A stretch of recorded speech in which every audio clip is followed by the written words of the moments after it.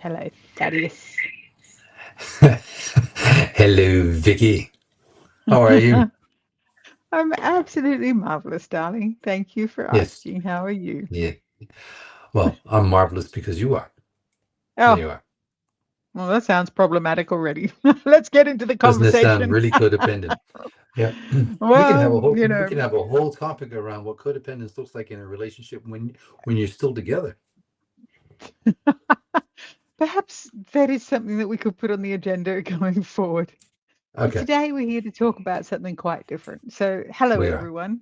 It's wonderful to have you join us here on LinkedIn for our regular, semi regular LinkedIn Lives, Vicky and Thad.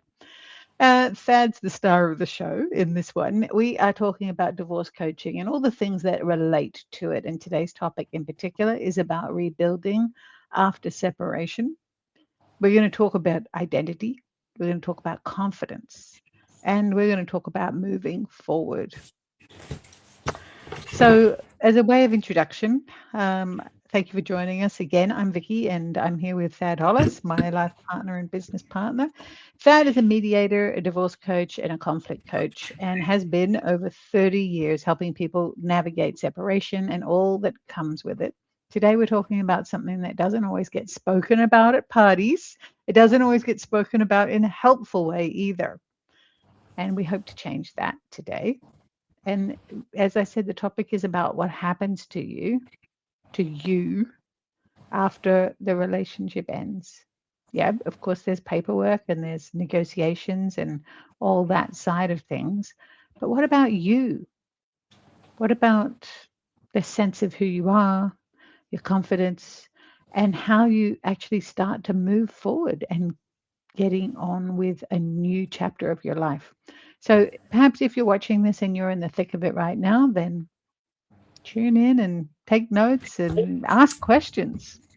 And if you would prefer your questions to be private or confidential in that private directly with Thad, you can email him as you're listening, admin at betteroutcomes.au. And if you're a family lawyer or you're a professional working in this space, walking alongside somebody who could appear to be supported by what Thad shares, then by all means reach out and or share what you hear today to offer them support and strength. And we welcome your questions and comments along the way. So, Thad, first question. When a Hmm. relationship ends, especially if it's a long one, it's been a few years under the bridge, so to speak. So much of who we thought we were is tied up in our relationship. So, what happens to someone's identity after separation, and why does it feel so disorienting, so hard? Hmm. That's a great question because let's start with how we get together. You know, we take two people who are, I, and we become the we. We start to blend our accounts. We start to eat the same foods. We start to like the same things. We watch the same TV shows. So, we get the routines of we. You know, it's not necessarily that we are joined at the hip, but there are things that are in common. There's private jokes. There's shared experiences. And the longer you're in the relationship, the more shared experiences there are. Now the relationship ends. Suddenly, you want to turn around and go to the space next to you and go, but they're not there. So what happened to the we? Suddenly I'm back to I, but then where's my identity?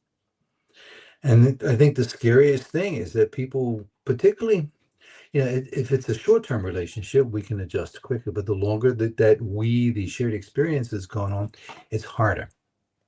And it's like, what do we do with this discombobulation, this misplaced of identity that says, I'm no longer a we, but now I'm a me.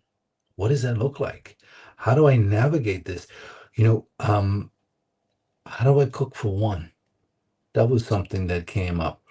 How do I, and it's like anything, um, we would go to social events together. Now, I It's it's scary because we do identify ourselves in our relationship. But it doesn't matter, even if it's been the last few years have been difficult. I use the word difficult rather than horrendous as some people want, because let's not put drama to it. It's just there may be a gentle separation of a couple. And now what? And I think that's the greatest challenge is to find our self identity and not be in that position where we feel like I'm wrong. I'm now less than half. I'm incomplete. Because none of that is true, but it's a perception because we really do believe in the union of we. But when we've lost our self identity, we no longer have it. Now, that can be in an extreme case, a long term couple. But what about a couple that have been really good at maintaining their separate identities? And that can happen. There's still the shared jokes, the shared experiences, the shared meals, the favorite restaurants, their favorite stories, their favorite shows, Favorite person. favorite You're person. Oh, you're each other's favorite person. It's like your best friend and your yeah, lover and your you love partner. her, and you're yeah. It's that person that you share that knowing look with.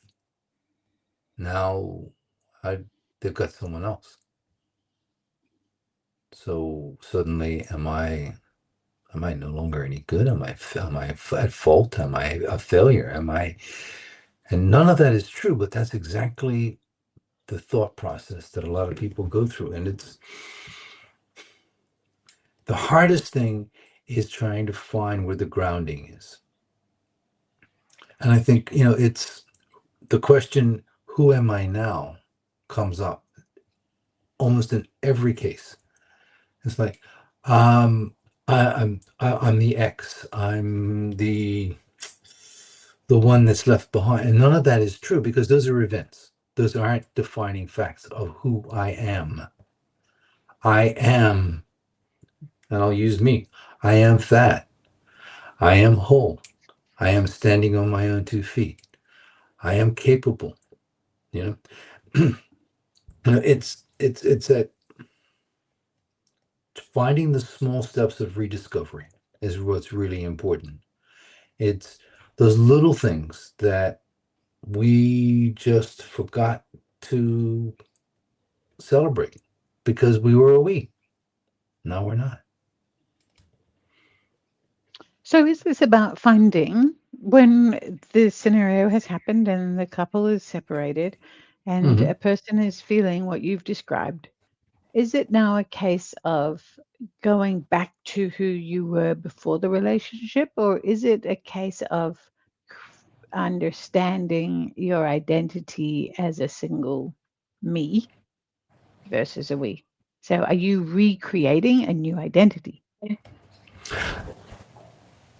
Sometimes, yes, can would be the short answer to that because before there was a we, there was an I. And I like to believe that I'm not the same person as I was 5 years ago, 10 years ago, 20 years ago.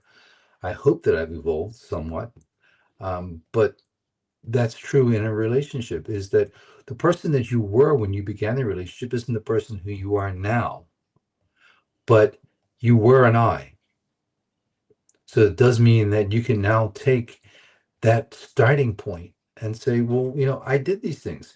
I like to paint, but I put that to one side because we were raising a family and we were busy and we had this and I had after school and I had the kids to drop off and I had Those dreams that you've let go of because life was in the way. well, life wasn't in the way. I like to remind clients that we did those things because they were necessary for the family. They were necessary for the well being of the kids. They were necessary for life in general. But when there's a pause, such as happens in the end of a relationship, it's like, now what? And it doesn't mean I'm over, I'm finished, I'm done. It means, oh, this chapter's done. Life continues, and I can now start a new chapter. And I'll encourage clients to try something. If your dream was to pick up, oil painting, try it. Suck at it.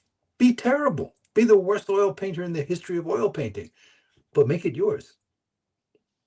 Yeah.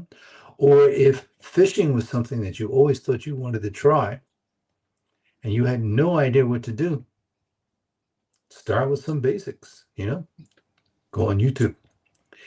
It's it's whatever we think we paused. It doesn't mean that life's ended. It just means that we have an opportunity to reinvent. As you know, just because, and I said that chapter, but as a door, it's as a portal. There is change. Change is that inevitable constant in our universe. And when we Mm. accept that, and keep in mind that separation is about grief, right? Separation has a lot of phases, and separation has a lot of things going on to it, and there's a lot of emotional instability that happens. But it doesn't mean that we have to be unstable in that. We can just have the feelings, but the feelings don't need to dictate our life. We're going to get angry. We're going to be sad. We're going to feel lost. We're also going to have happiness, Right. Mm. right? We're going to enjoy things. We're going to start to feel that there is some joy. We're going to Mm. understand these things all happen simultaneously. They don't, and they're not sequential. Here's the rub. I don't wake up in the morning and go, okay, now I'm sad. Okay, in 10 minutes I want to be happy. There's not there's not a sequence to this. There's not a formula, but it's all part of our humanness. I love that you raised this because I think sometimes, and I've seen it, couples who are separating don't give themselves permission to feel joy Yeah. because they're meant to be sad or pissed off or, whatever, just fill in the blank. It's okay to feel happy even though you're going through a difficult time. It's okay to do something joyful as a genuine sense of, I'm happy in this moment. And it's okay to give yourself permission to have a little happiness. It might mean just going to the cinema to watch that film that you've been wanting to go see, that avant-garde old black and white that he or she really didn't like, but you always secretly wanted to see it. But you denied yourself because you thought it was a we thing. Now the Mhm. I can be me, and the me can go out and do some of those little things. And this isn't about big things. This is this is never about big things. It's always the little things that we start to enjoy that give us the pleasure. It might be, Mhm. think of it as seasoning. The spice of life isn't about a lot. It isn't about, it's about gentle doses. I love to eat, and I love to bake and I love to cook. But it's you know, like making a good banana bread with a pinch of cinnamon in it. You know, it doesn't require a whole bottle of cinnamon because it's going to taste terrible, but just a pinch, a light touch. Doing that something that picking up, going to the library and taking out that novel that you've been wanting to read for a while, but you really haven't had the time, but now you do. Mm. So finding the thing that fills your cup that maybe reconnects you to Hmm. a part of you that was always there and perhaps you had shelved because you were prioritizing other things along with Yeah. the relationship. And I think what you're talking about, this filling your cup, also brings confidence. I want to get into talking about confidence. And it seems that when we do something for ourselves, however small it might be to start with, that helps us to feel more confident in our life. Because I only imagine that when something big like this happens and you feel like the world is turned upside down on you, you start to second guess pretty much every aspect of your life, not just the relationship. So, can we talk about confidence and how can someone start to rebuild that? You know, I, this is going to sound really trite. Make your bed in the morning, Hmm. even if it's pulling the duvet up. It's confidence isn't like doing the big thing. It isn't like you're going to make world peace happen. Confidence is always doing things with integrity, small steps. Like if you get an email, answer the email. If you have the need to go for a walk, you have the itch to you do that. Do the little things that give you the sense of self-respect, that give you integrity, that help build self-esteem. It may mean letting someone else into the line when you're in traffic. These aren't these I tell clients These aren't major life shifting events, but they're things that make you feel you're contributing something good. And it's when we feel good about the actions we take, we feel good about ourselves. You know, I'll, you know, clients going through a divorce or separation or post separation in particular, it's like, well, how are we doing with eating? Right? Instead of eating junk food, how are we doing healthily? You know, are we brushing our teeth regularly? It sounds so trite, but it is the little things that we forgive ourselves because we're like, no, I don't need to do that right now. I'll do it later. And it's that postponement. You know, you and I talk about do the 1%. It's right in front of us. How important is, well, you know what? Maybe it's not that important now, but if I don't do it now, it's going to be critical in a week. If I take care of it now, and it's like avoiding things that are going to build the emotional tsunami on you. It's always the little things that build up. So Mm. make the bed, And I also feel brush your that some of teeth. those some Yeah. of those small things you've mentioned do add to self-respect. Yeah. Yeah. It,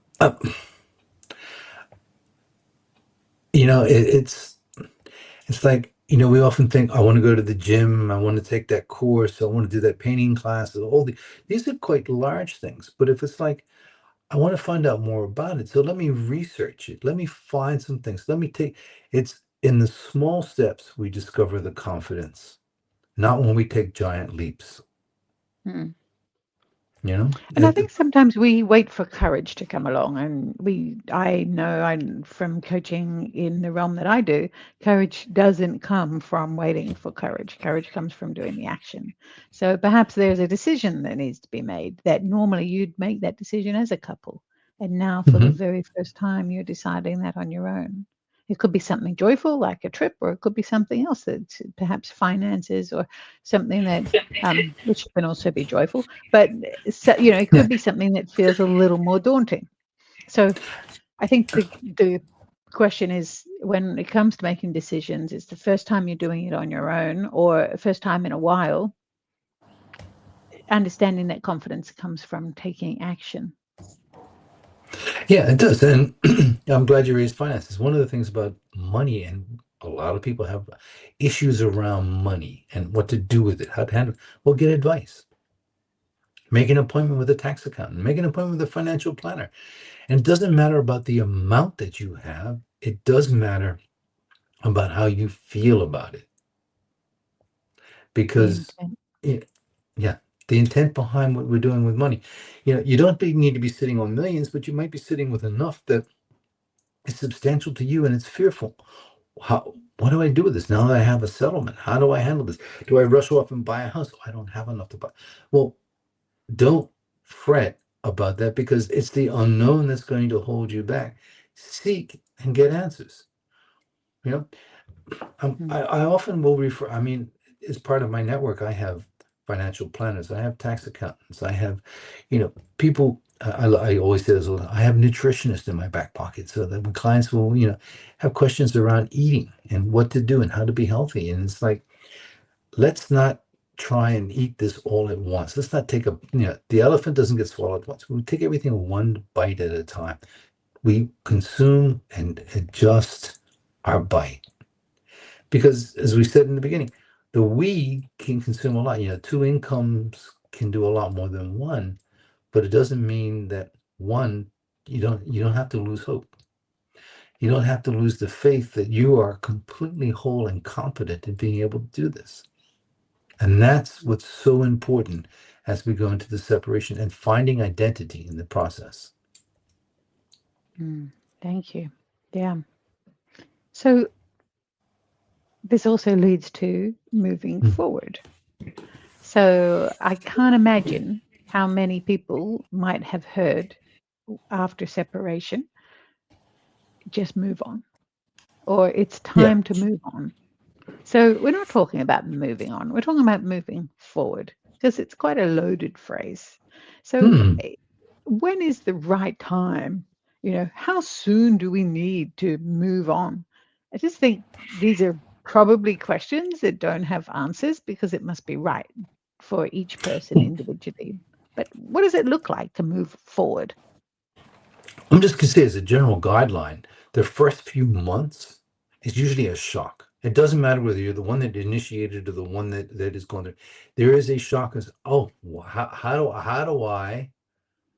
And if you're trying to move on to a new relationship or you've had one, it's still you expect I've seen it happen. My partner's not getting my jokes anymore. Well, your old partner did because you had the shared experience. This one's not going to understand that shared experience. But there is a rough timeline. It's like, we're in shock. And then we'll go through the phase of anger and bargaining and the grieving. And then we get into, trying to find where our identity is in this. And then, oh, I've now got the confidence to be able to do these things. And I'd say to get to the confidence stage can take anywhere from 18 months to 2 years on average. Some clients get through it quicker. Some clients may take longer, but there's a linear period to it. And this isn't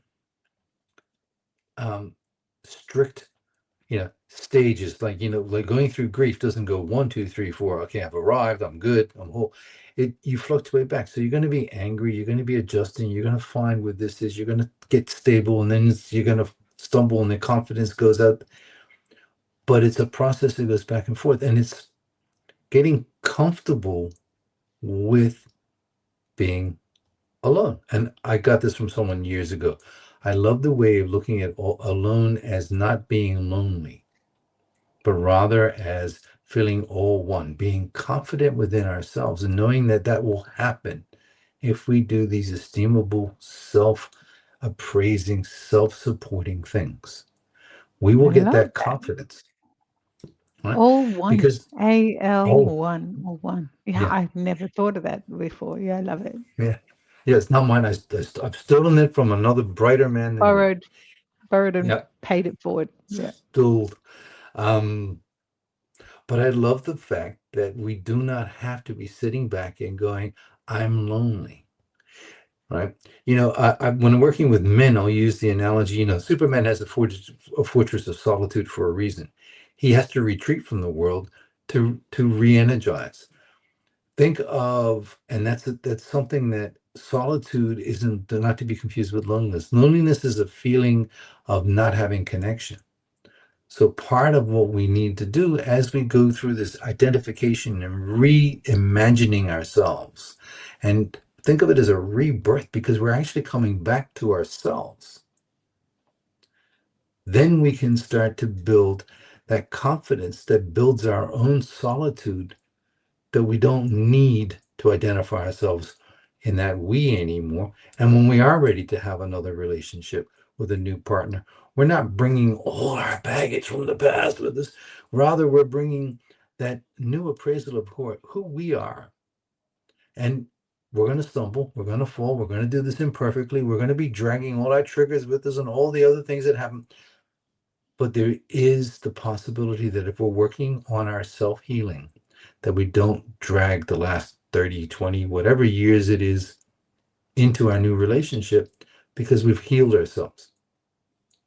It doesn't mean that we're perfect. This isn't about achieving perfection. This is about reconciling our sorrows so that we can experience the joy of us, That's a beautiful concept. Reconciling our sorrow our sorrows. so we can experience the joy of us. Yeah. Mm. Um, and that is the true hope that I help clients find, in that it's sorrow doesn't mean that we have to forget. It just means that we no longer let it run our lives, right? So think of forgiveness. Forgiveness isn't, I forgive you, so I no longer remember that. Forgiveness is, I no longer allow that to be in charge of me, and I forgive myself for any emotional discharge that I've had around that, and I'm no longer going to be charged from that action anymore. So by forgiving the other person, I've given myself permission to be released. That's so powerful. So powerful. And it also brings to mind that whatever we hold on to is in the past by definition. And Mhm. the past, by definition, does not exist. It Well, it's exists done. only in a memory. Yeah. It exists only in a memory. The only thing that exists is right now, the present. That's true. So, do we choose to live in a memory or do we choose to live in the present? Well, the beautiful thing about a memory is that my body remembers it. And so working with a man recently, I said, "Do you remember a moment in time that you can feel?" And he said, "Feel something in your body." He says, "Yeah." And I said, "Now close your eyes." And he was right back to something that happened 20 years previously. And I said, "But you do know that was 20 years ago." And he went, "Yeah, but," I said, "Yeah, but there's no yeah, but it's 20 years ago. But your body is reminding you that this is something. So you're experiencing the trauma, but the trauma is an old event that you're trying to relive now that you can't, because none of those people are going to be exactly in that moment in that time now. Mm. Even if they're alive today, none of the and here's the other thing, they may not even remember it the way that you do. They likely won't. Right? It's like police asking witnesses at a car accident. They have 15 witnesses and they'll get 15 versions. Yeah. And Because no, we see the and world the way we see it, not the way someone else sees it. Mm. we see the world. How about we see the world as we remember it, Mm. through the memory that we have? So we share this experience, we build these experiences, and then we say, "Oh, I'm anticipating that someone's going to treat me this way." So when Again. I'm engaging with my ex, let's change the language. How about my former partner? Or why don't I just call them by their name rather than their ex? Yeah. Because ex has a negative connotation. It sounds harsh. But if I just call them by their name, or if we have kids together, we can say, the mother of my kids, or we can say, that's so and so's mom. Mm. No, that's Jane's Language mom. is so powerful. Yeah. It Language brings us to changes the moment. everything. Yeah. Yeah, And it sets the tone for the path. Are we going to take a path forward or are we taking the path back? Yeah. exactly. And Oh. it's setting that intention that I'm not defined by where I've been. I'm defined by where I am and where I wish to be. One of my Mm. meditations today talked about positive thinking. And positive thinking on its own isn't going to do anything for you other than make you have positive thoughts. But if you put action to them and start to manifest, because we can't manifest just on thoughts, we manifest with action in the now. We can't manifest what happened last week, last year, 20 years ago, but we can bring forth and create. We are our own creators. We create the joy. We can also create the misery. And it's always a choice.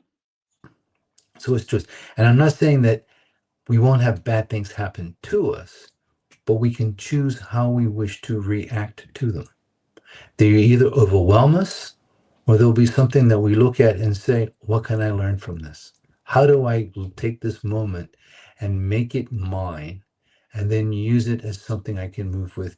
And then in personal experience, and as I tell clients, we get to tell these stories that actually help others.